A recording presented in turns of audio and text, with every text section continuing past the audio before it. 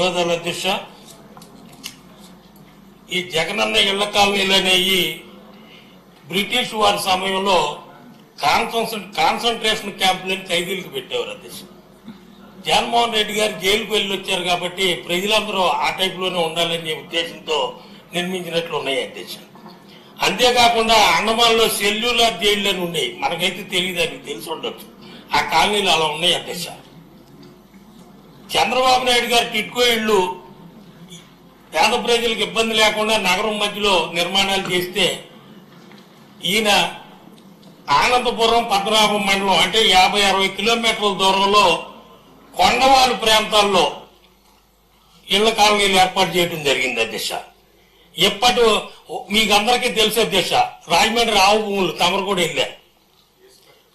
వర్షం పడితే ఆ ఇళ్ల కాలనీలో పడవలు వేసుకుని తిరగాలి అధ్యక్ష. ఇకపోతే మంత్రి గారు అధికారులు చెప్పింది రిటర్న్ ఆన్సర్ రాసినట్టు ఉంది అధ్యక్ష. నాకు తెలిసి 35,000 రూపాయలు విశాఖ నగరం మొత్తంలో 31,274 మంది కట్టారు అధ్యక్ష. వాటిల్లో సెల్ఫ్ హెల్ప్ గ్రూపుల ద్వారా రుణ సదుపాయం ఏర్పాటు చేశారన్నారు. నాకు తెలిసి ఆ 35,000 బలవంతంగా తీసుకున్నారు తప్పితే ఒక్కళ్ళకు కూడా బ్యాంకు లోన్ రాలేదు. అంతేకాకుండా మంత్రి గారు ఇంకా ప్రారంభించడం 449 అధ్యక్ష అని చెప్పారు. మొత్తం 1,14,000లో ఒక్క నా నియోజకవర్గంలోనే 921 మొదలు పెట్టలేదు అధ్యక్ష. 30,820 గృహాలు పునాది వేసినాయి అన్నారండి. నా ఒక్క నియోజకవర్గంలో గుంతలు దొరికినాయి 3,796 ఉన్నాయి సార్. పునాదులు ఏమో 30,825 గృహాలు తీశారని చెప్తున్నారు.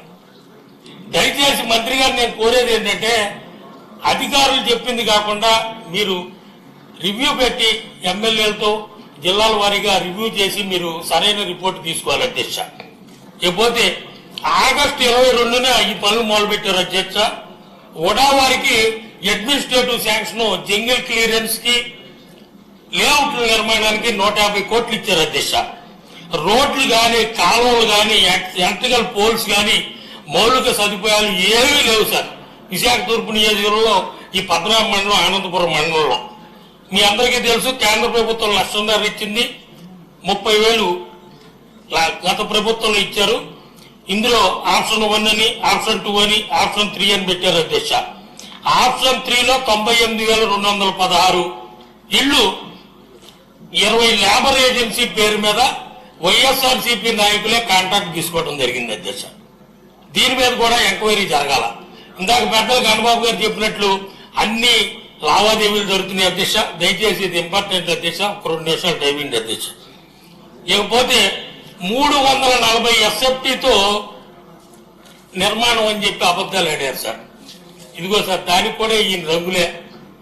340 ఎస్ఎఫ్టీ అన్నారు, 229 ఎస్ఎఫ్టీ మాత్రమే కార్పెట్ ఏరియా ఉంది అధ్యక్ష. ఇది అంటే రుషికొండ ప్యాలెస్ లో బాత్రూమ్ లో ఉన్న ఆయన బాత్ టబ్ అంతా కూడా లేదు అధ్యక్ష. 340 ఎస్ఎఫ్టీ అన్నారు, 229 ఎస్ఎఫ్టీ కార్పెట్ ఏరియా మాత్రమే ఉంది.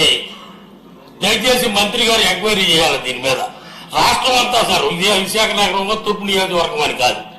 అంతేకాకుండా కొండవాళ్ళ ప్రాంతం అధ్యక్ష, తంగుడు బిల్లని తునివలసని ఆనందపురం పద్మనాభ మండలంలో ఇదిగో అధ్యక్ష, కొండ చుట్టూతా లేఅవుట్ అధ్యక్ష.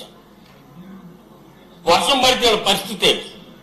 దయచేసి నేను అనేది ఏంటంటే ఈ జగనన్న ఇళ్ల కాలనీ మీద మళ్ళీ మీరు ఈ ప్రభుత్వం రివ్యూ చేసి పేద ప్రజలకి న్యాయం చేయవలసిన అవసరం ఎంతైనా ఉంది అధ్యక్ష. ఇంకోటి ఏంటంటే ఈ ఒక్కటి కూడా ఎక్కడ జంగిల్ క్లియరెన్స్ అవ్వలేదు, ఇప్పటి వరకు ఎక్కడ లేఅవుట్లు అవ్వలేదు. ఈ కేవలం ఆ చుట్టుపక్కల గ్రామాల్లో ఉన్న వైఎస్ఆర్ నాయకులు ఈ పేద ప్రజల్ని బెదిరించి ఆ స్థలాలు కూడా తక్కువ రేటు తృణమో పనమో చేతిలో పెట్టి లాక్కోవడం కూడా జరుగుతుంది అధ్యక్ష. ఇకపోతే మీ అందరికీ తెలుసు, రాష్ట్ర వ్యాప్తంగా ప్రైవేటు భూములు తీసుకుని ఇళ్ల కాలనీల కోసం అనేక లక్షలాది రూపాయలు, కోట్లాది రూపాయలు చేతులు మారిని. దయచేసి దీని మీద ఎంక్వైరీ వేయాలని మీ ద్వారా కోరుకుంటున్నాను అధ్యక్ష. ఈ వీడియో నచ్చితే లైక్ చేయండి. అలాగే మా ఛానల్ ని ఫస్ట్ టైం కనుక చూస్తున్నట్టయితే ఇప్పుడే సబ్స్క్రైబ్ చేసుకుని పక్కనే ఉన్న గంట సింబల్ ని యాక్టివేట్ చేసుకోండి. అప్పుడే మేము పెట్టే ప్రతి వీడియో మీకు నోటిఫికేషన్ గా వస్తుంది. అలాగే ఈ వీడియో పూర్తిగా చూసినందుకు ధన్యవాదాలు.